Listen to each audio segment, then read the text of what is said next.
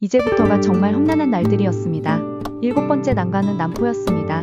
다른 사람들은 과배란 주사를 맞으면 양쪽 배란이 잘 된다던데 저는 과배란 주사를 맞았지만 왼쪽에만 배란이 되고 있었고 배란이 되고 있는 쪽에 난포도 2개가 다였고 그것도 더디게 자라주어 성숙하게 만드는 성장주사를 계속 지속해야 했습니다.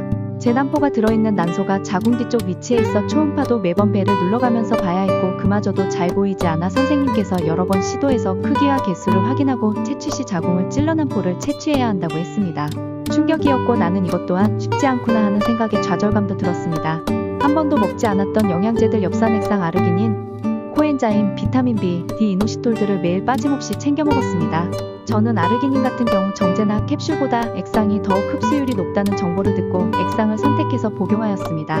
그리고 운동이라고는 숨쉬기 운동이 다였는데 선생님께서 산책 말고 걷기 운동을 하라고 하셨고 운동을 전혀 하지 않던 사람이 운동을 하게 되면 난포가 자라는데 도움이 된다고 하셔서 매일 퇴근 후 30분씩 근처 공원에서 걷기 운동도 했었습니다.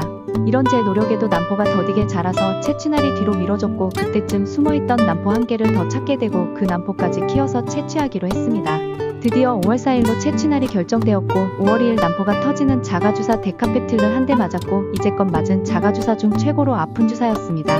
8번째 난관은 난자 채취입니다. 채취 당일 시간은 꼭 지켜서 병원을 방문해야 됩니다. 난포 터지는 주사를 맞았기에 조금이라도 시간이 틀어지면 배란이 되어버려 난자를 채취할 수 없게 될 수도 있기 때문입니다.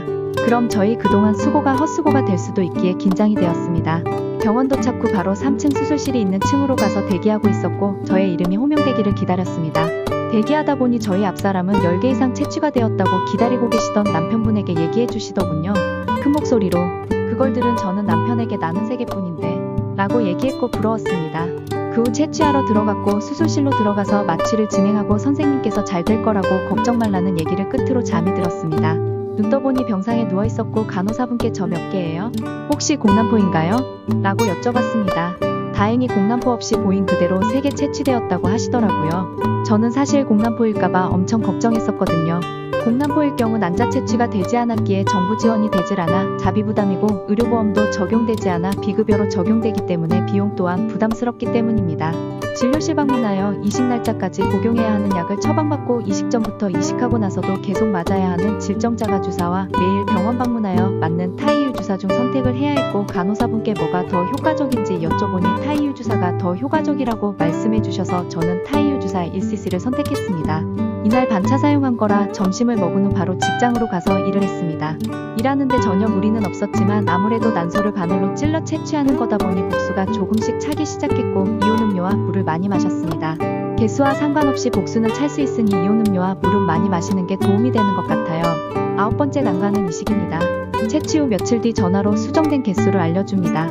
다행히 남편의 정자가 건강해서 미세 수정 없이 채취된 난자 3개 다 수정이 되었고 이제 이식 날짜까지 처방된 약들과 타이유 주사를 꼬박꼬박 맞으면서 기다렸습니다. 저는 5월 8일로 이식날이 잡혔고 자궁 상태나 내막이 좋고 동결은 안 될 것 같다면서 선생님께서 신선이식으로 진행했습니다. 이식날이 어버이날이라니 뭔가 운명 같은 느낌이 들었고 휴일이 끼어 있어서 저는 3일 배양이 아닌 4일 배양으로 진행이 되었습니다. 이것 또한 뭔가 하루 더 실험실에서 키워서 이식하는 거라 안전한 느낌이 들었습니다. 4일 동안 배아들이 버텨만 준다면 말이죠. 드디어 이식날이 되고 설레이면서도 떨리는 마음으로 남편과 병원을 방문하였고 홍주사라고 불리는 수액을 맞으며 순서를 기다렸습니다. 제 순서가 되어 수술장으로 들어갔고 이식을 진행하였습니다. 3개 다 이식을 하였고 수정된 배아 사진을 선물로 받고 자궁에 이식한 초음파 사진도 받았습니다. 배아 사진을 보니 뭔가 마음이 울컥하더라고요. 부디 잘 착상하기를 바랬습니다. 이식 후 직장으로 출근하여 근무를 했고 저녁 근무하는데 무리 없이 할 수 있었습니다. 오히려 눈눕이 더 안 좋다는 얘기를 들어서 저는 평상시와 다르지 않게 생활하였고 뜨거운 거는 배아 착상에 방해를 하고 배아가 죽을 수 있다는 얘기를 들어 저는 전기장판이나 찜질은 전혀 하지 않았고 그때 저희 부부는 긴장을 많이 해서 그런지 감기에 걸렸었는데 약은 먹지 않고 견뎠고 기침을 많이 해서 걱정했으나 알아보니 기침을 한다고 해서 배아가 흘러나오지 않는다고 하더라고요. 대신 단백질을 많이 먹는 게 좋다고 하여 소고기, 단백질 음료를 매일 먹었고 타이유 주사도 매일 퇴근 후 병원을 방문하여 맞았습니다. 타이유 주사 일명 돌주사라고도 하는데 엉덩이 윗부분 근육에 맞아야 하는 거라 양쪽을 번갈아 맞아야 하며 맞고 나서 수분 지난 후 엉덩이를 풀어주셔야 합니다. 바로 하면 약들이 스며들지 않고 밖으로 나올 수 있으니 꼭 맞고 어느 정도 시간 경과 후 풀으셔야 합니다. 풀지 않으면 나중에는 더 이상 맞을 곳이 없어서 정말 아프게 맞을 수밖에 없습니다. 저는 푸는 게 귀찮아서 안 했더니 점점 엉덩이가 커지고 나중에는 맞을 만한 곳이 마땅히 없었습니다. 정말 아프게 맞았습니다. 이것 또한 이제 저희 하루 루틴이 되어버렸고 1차 피검사 날만 손꼽아 기다렸습니다. 그 후 여정은 3탄에서 계속됩니다. 시청해주셔서 감사합니다.